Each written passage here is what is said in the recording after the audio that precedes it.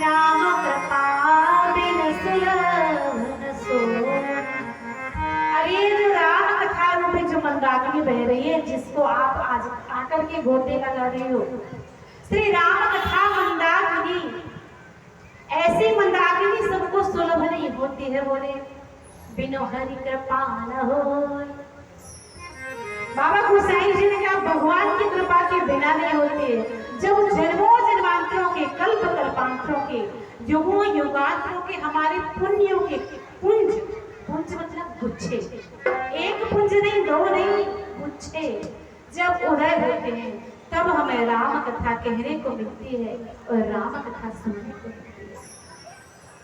इसलिए अपने आप को परम सौभाग्यशाली मानते हुए कथा सुने प्रभु की।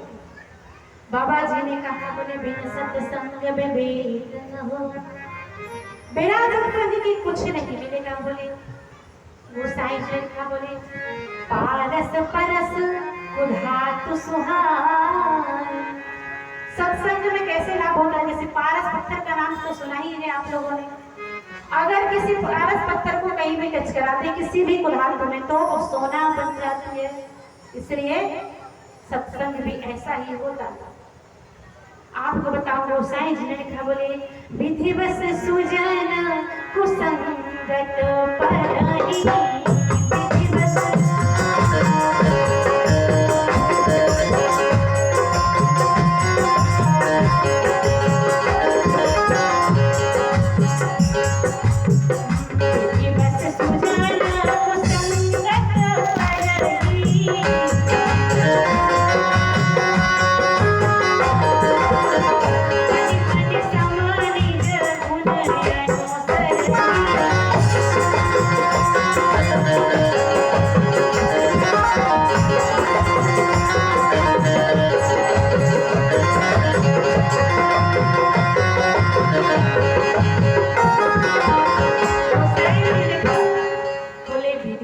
सुजन कुसंगत परही।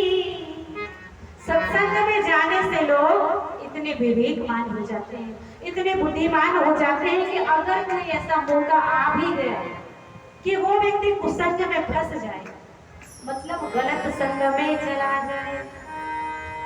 और आजकल तो अपने बाल बच्चों को कुसंग से बचाने की बड़ी आवश्यकता है। खास करके हमारे भारत की बेटियों के साथ हमारी छोटी छोटी बालिकाएं जो बाहर पढ़ने जाती हैं, आप लोग देख रहे हैं बहुत सारे ऐसे रोज रोज नित्य प्रति ऐसे किस्से आते हैं कि कई बच्चियां बाहर पढ़ने जाती हैं, कहीं किसी दूसरे विशिष्ट धर्म के लोग उनको रिझा लेते हैं और वो जाकर के बाद में क्या करती है आप सबको पता है, कहीं विवाह कर लेती है, कहीं शादी कर लेती है, कहीं लिविन में रहने लगती है। लिविन समझते हो आप लोग? समझती हो? बिना विवाह के आजकल एक प्रचलन चला है, हमारे सुप्रीम कोर्ट ने भी लीगल कर दिया। बिना विवाह के कोई भी लड़का लड़की पति पत्नी की तरह रह सकते हैं, लेकिन ये बहुत ही गलत है हमारे सनातन की जो रीत है।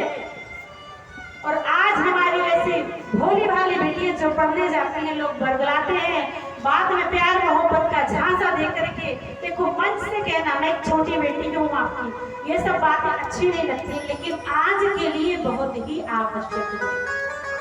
आज का जो समय है, अपनी बालिकाओं को इतना समझाओ, अपनी बालिकाओं को रामायण पढ़ाओ, भले ही थोड़ी सी पढ़ाओ, सुनाओ, कथा सुनाओ। हमारे सनातन में है क्या, कैसे ब्रह्मचर्य का पालन करना है, कैसे गलत संगति में नहीं जाना है। नहीं तो बाद में वही होता है कि कुछ लोग प्यार के झांसे में, मोहब्बत के झांसे में फंसाते हैं और 35 टुकड़े कर करके फ्रिजों में रख देते हैं। सुना ही होगा आपने। इसलिए ये सब जब बातें सुनते हैं तो मन बड़ा व्यथित हो जाता है। इसलिए आप लोग कुछ करें ना करें, लेकिन अपनी बच्चियों को, अपनी बालिकाओं को इतनी शिक्षा अवश्य दें कि आप बाहर जाएं, पढ़ने लिखने जाएं तो केवल अपनी पढ़ाई से, विद्या से ही मतलब रखें, अन्य किसी से मतलब ना रखें। क्योंकि संसार में अगर कोई बच्चों का हितैषी है तो वो उनके माता पिता है।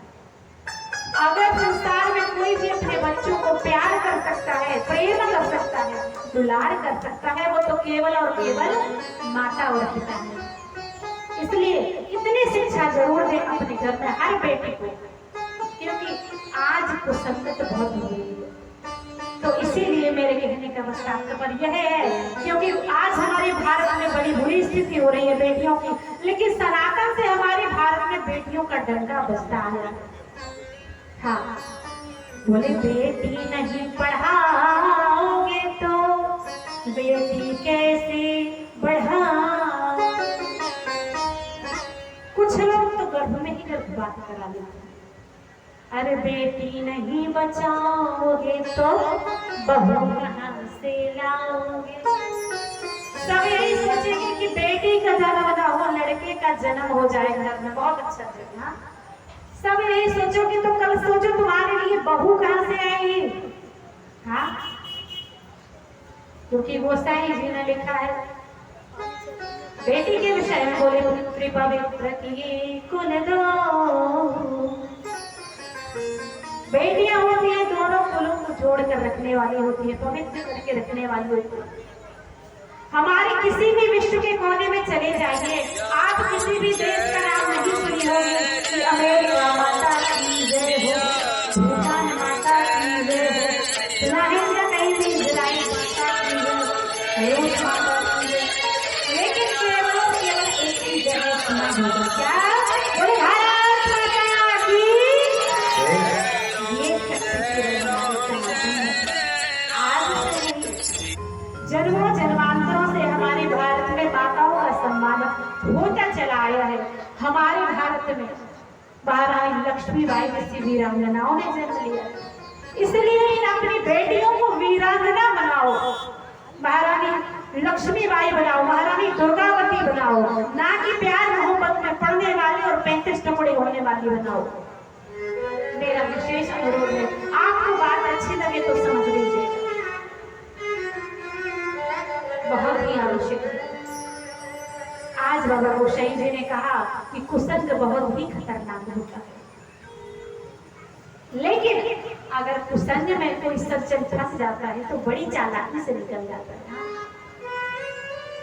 अगर 4 ड्रिंक करने वालों के बीच में कोई सज्जन चला आए और वो ड्रिंक ना करे, 4 दोस्त हैं जो पीते हैं, एक मित्र है जो नहीं पीता है, लेकिन दोस्ती बहुत ही अच्छी है, बहुत गंभीर दोस्ती है, तो समझ लो वो आदमी सज्जन है। हाँ, विधिवश सुजन कुसंगत पर ही धनी मन समन जिगुन अनुशर।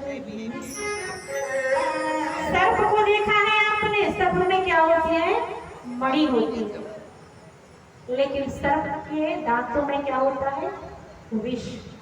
लेकिन मणि उसको ग्रहण करती है क्या, नहीं करती। जैसे सर्प के साथ रहने वाली मणि कभी विष को ग्रहण नहीं करती, वैसे ही सत्संग में गया हुआ कोई व्यक्ति अपने आप में इतना सज्जन हो जाता है कि वो दुष्टों के बीच से भी बच करके निकल जाता है। तो बाबा ने कहा ऐसे सत्संग में जाओ जहाँ राम कथा होती हो, जहाँ हरि कथा होती हो, आप वहां जाओगे तो आपको बड़ी बड़ी सिद्धियां मिलेंगी। वो सिद्धियां कौन कौन सी हैं, मैं आपको गिनवाने वाली हूँ। सत्संग में जाने से आपको क्या क्या मिलेगा। हाँ, कुछ माताएं तो सोच रही होंगी कि लगता है देवी जी बोल रही है कि सत्संग में जाओगे तो बहू को लड़का ही होगा इस बार। हाँ, अच्छा ये बताओ, आप लोगों में से अपने घर में बेटी का जन्म होना किसको पसंद है? बेटी किसको पसंद है? हाथ ऊपर करो जरा। हाथ ऊपर हो रहा है, फुल नहीं हो रहा है। फुल करो तब तो जाने। अच्छा, बेटवा किसको पसंद है? बाबू किसको पसंद है? हाथ ऊपर करो जरा। आप थोड़ा सा बड़ा हाथ देखिए। हाँ, आपको बताओ, एक बार आपके एरिया में मोती लगाने कथा कहने गए हम, वहां पर एक माता जी बड़ी प्रसन्न होकर कथा सुन रही थी और बीच कथा में ही उनसे रह नहीं जा रहा था, कुछ बात करनी थी हमसे। बोली देवी जी खड़ी हो गई सामने से, आपसे कुछ बात करना है। तो हमने कहा भैया माइक भिजवाओ, बात कैसे सुनाई देगी, बहुत भीड़ है। बोली देवी जी हमारे घर में नाती ने जन्म लिया है, नाती ने। तो फिर क्या करूं मैया, बड़ी खुशी की बात है, बैठ जाओ आराम से, कथा सुनो, नाती ने जन्म लिया है। अरे बोले देवी जी नाती ने जन्म लिया है, जब नामकरण करवा दो। नामकरण मतलब नाम रखवा दो। हमने कहा भैया बाद में प्रोग्राम रख लेना, हम बढ़िया से नामकरण करवा देंगे घर में पूजा पाठ करके। अरे बोले देवी जी इधर से कहा तो घर में आपको बुलाएंगे तो अलग से दक्षिणा देना पड़ेगा ना। बोले राधे राधे। देखो लोग बहुत होशियार, माताएं तो बहुत ही होशियार होती है। बोले यहीं पे करा तो घर में बुलाएंगे, फालतू में दक्षिणा देना पड़ेगा। हमने कहा कि फिर ठीक है राम कृष्ण हनुमान कुछ भी रखवा लो नाम। बोली देवी जी ये तो पुराने जमाने के नाम। हमने कहा मैया पुराने जमाने के नाम हो गए राम कृष्ण हनुमान। हाँ मैया। मैया ने कहा दीदी नए जमाने के नाम जरा बता दो। हमने कहा कि कितने नाती हो गए आपको? बोली 1 हो गया, 2 हो गया, ये तीसरे नंबर का है। हमने कहा मैया फिर क्रिकेट टीम तैयार करवाओगे क्या अपने घर में? 3 नाम तो यहाँ 3 है। तो हमने कहा कि फिर इन दोनों का नाम क्या है? बोले एक का नाम नवीन है। हमने कहा दूसरे का? बोली दूसरे का प्रवीण है। तो हमने कहा मैया तीसरे का फिर क्या नए जमाने का ही रखवाओगे? बोले हाँ नए का ही, पुराना नहीं। तो हमने कहा जब एक का नवीन है तो पटाली सोयाबीन रखवा दो फिर। बोलो राधे राधे। मैया नाराज हो गई, शांति से बैठे। ऐसा नाम बता रही हूँ। एक बार जोर से जयकार। आप लोगों के चेहरे पे मुस्कान लाने के लिए हमको सारी बातें जो भी गरीब घटित होती है बतानी पड़ती है। बोलिए सच्चिदानंद भगवान की जय। बाबा जी ने कहा सत्संग में जाने से, सत्संग की जो महत्ता है, महिमा है, उसमें जाने से 5 चीजें प्राप्त होती हैं। कौन कौन सी? बोली मति की रति गति भूत भला, मति की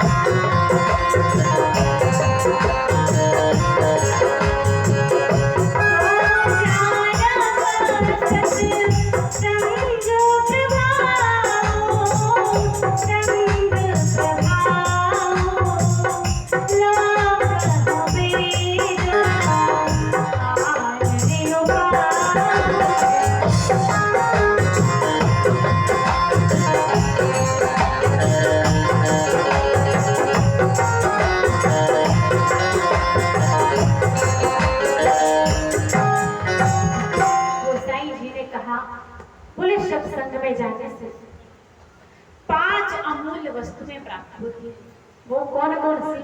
बोले मति की रति गति भूति भला। 5 चीजें। फर्स्ट कौन सी है? कौन सी बताई हमने? हाँ जोर से बोलो बच्चे, आप ही बोलो। मति। Very nice, very good. बच्चे ध्यान से सुन रहे हैं कथा। पहली अमूल्य वस्तु मति, दूसरी कीर्ति, तीसरी गति, चौथी भूति, 5वीं भलाई।